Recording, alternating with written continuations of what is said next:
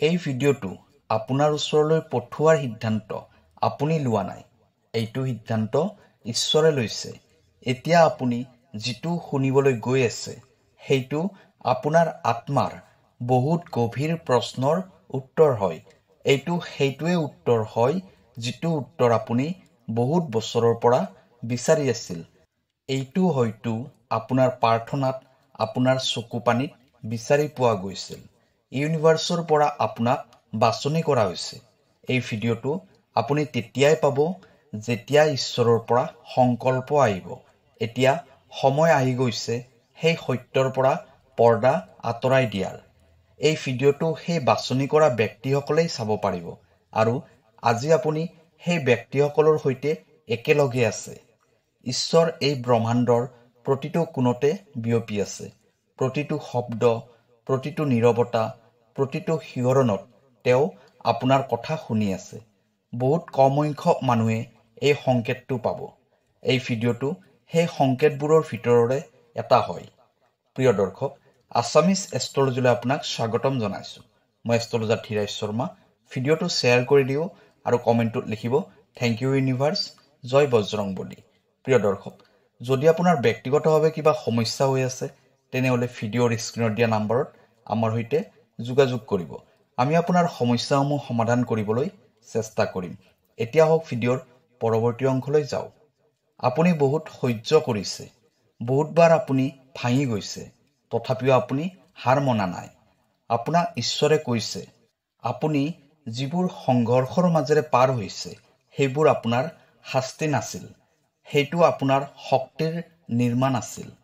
সেই নিশাবোৰত যেতিয়া আপুনি অকলশৰীয়া হৈ আছিল, সেই নিশাবোৰত যেতিয়া আপুনি কান্দি আছিল আৰু ঈশ্বৰক চিঞৰি চিঞৰি মাতি আছিল, সেই এটা এটা পল হিচাপ কৰি ৰখা হৈছে আৰু এতিয়া ঈশ্বৰে কৈ আছে যে এতিয়া মই আপোনাক ৰক্ষা কৰিব আহিছোঁ। ঈশ্বৰে আপোনাৰ আত্মাক জাগ্ৰত কৰি আছে। আপোনাৰ আত্মা ভাগৰুৱা হৈছে, কিন্তু সেই আত্মাৰ ভিতৰত এতিয়াও পোহৰ আছে। আনৰ বাবে আপুনি বহুত কিছু কৰিছে, আনৰ বাবে কান্দিছে, আনৰ বাবে নিজকে পাহৰি পেলাইছিল আৰু এতিয়া ঈশ্বৰে আপোনাক মনত পেলাই দি আছে যে আপুনি প্ৰেমৰ যোগ্য হয় আৰু আপোনাৰো কিবা এটা লক্ষ্য আছে যিটো কেৱল আপোনাৰ বাবে হয়।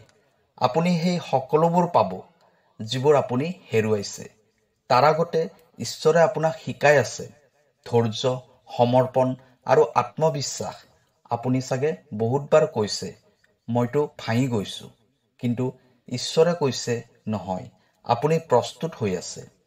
এতিয়া চমৎকাৰ আপোনাৰ জীৱনত হ'বলৈ গৈ আছে। আপোনাক এইটোও কোৱা হৈছে যে নিজৰ অতীতক এৰি দিয়ক। যিটো হৈছিল সেইটো কেৱল অনুভৱ আছিল, যিটো হেৰুৱাইছিল সেইটো প্ৰয়োজনীয় নাছিল।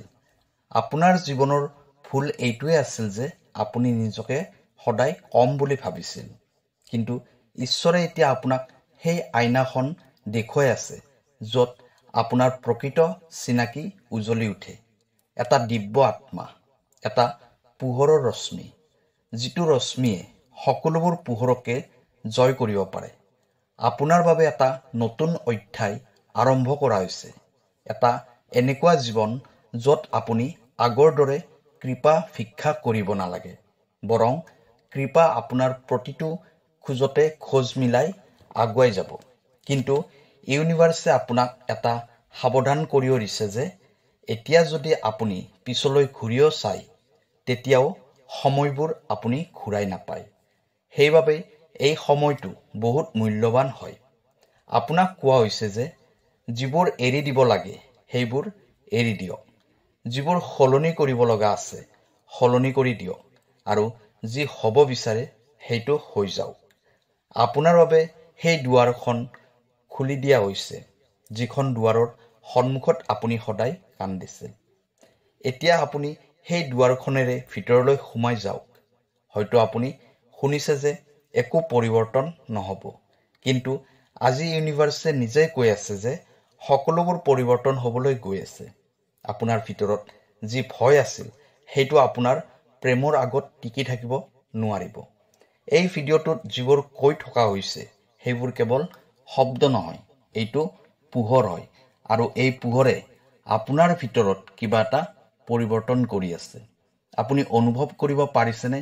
হঠাতে মন ভৰি আহিছে, চকু সেমেকি গৈছে, হৃদয়ে কৈ আছে, হয়, মই এইটোৱে শুনিব বিচাৰি আছিলোঁ। এইটো কোনো তৰ্ক নহয়, এইটো এটা চেতনা হয়।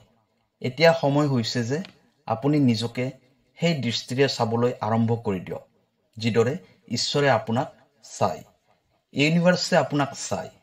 এটা দিব্য ৰচনা, এটা চলাফিৰা কৰি থকা শক্তি, এটা উজ্বলি থকা পোহৰ। আপুনি কোনো ভাঙি যোৱা আত্মা নহয়, আপুনি কোনো ভাগৰুৱা আত্মা নহয়। এতিয়া আপোনাৰ কাহিনী কেৱল সংঘৰ্ষপূৰ্ণ হৈ নাথাকিব।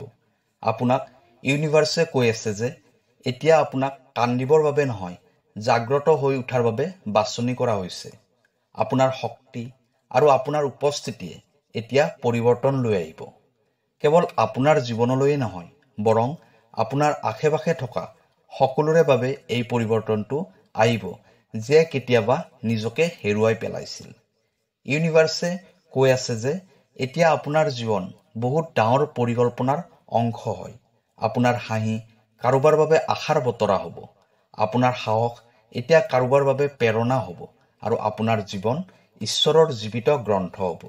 এতিয়া ঈশ্বৰে আপোনাক চুই লৈছে আৰু ঈশ্বৰৰ শব্দই আপোনাৰ আত্মাক স্পৰ্শ কৰিছে। এতিয়া আপুনি সেইজন ব্যক্তি নহয় যিজন ব্যক্তি কালি আছিল। এতিয়া আপুনি আগবাঢ়ি যোৱাটো এটা সংকল্প হ'ব।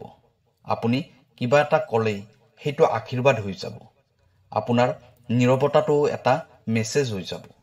আপোনাক কৈ থকা হৈছে যে এতিয়া চমৎকাৰ আপোনাৰ ওচৰলৈ নাহে, এতিয়া চমৎকাৰ আপুনি নিজেই হৈ যাব। এতিয়া আপুনি প্ৰশ্ন কৰিব নালাগে, এতিয়া আপুনি নিজেই উত্তৰ হৈ যাব। এতিয়া কোনো অপেক্ষা কৰাৰ প্ৰয়োজন নাই, এতিয়া কন্দাৰ প্ৰয়োজন নাই, এতিয়া কোনো প্ৰশ্ন নাই। এতিয়া এটাই সত্য যে আপুনি সাজু হৈছে, আপোনাক বাছনি কৰা হৈছে। ঈশ্বৰে এতিয়া আপোনাৰ মাধ্যমত এই পৃথিৱীলৈ প্ৰেম, শক্তি আৰু পোহৰ বিলাব।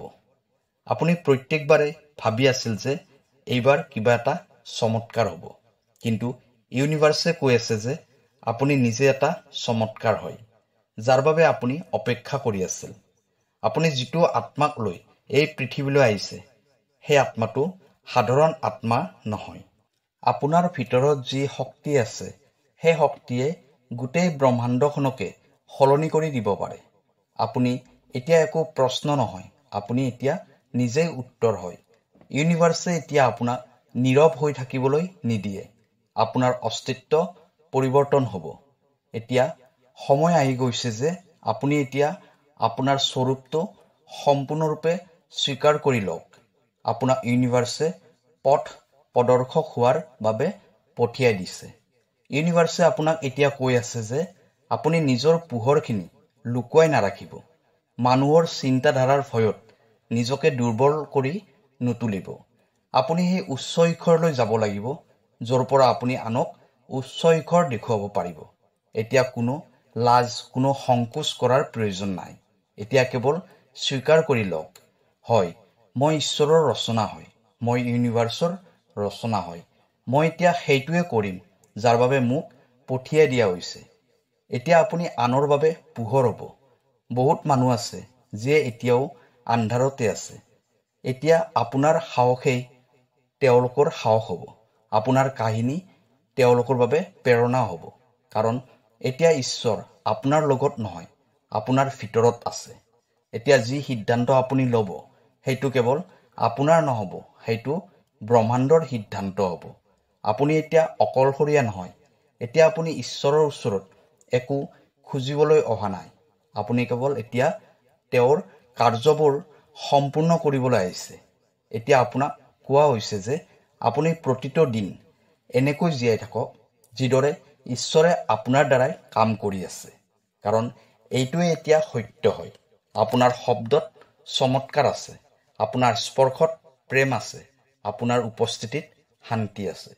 প্ৰিয় দৰ্শক, যদি এই ভিডিঅ'টোৱে আপোনাৰ হৃদয়ক স্পৰ্শ কৰিছে, তেনেহ'লে চেনেলটো ছাবস্ক্ৰাইব কৰি দিব। কাইলৈ আকৌ লগ পাম অন্য এটা ভিডিঅ'ত। ধন্যবাদ।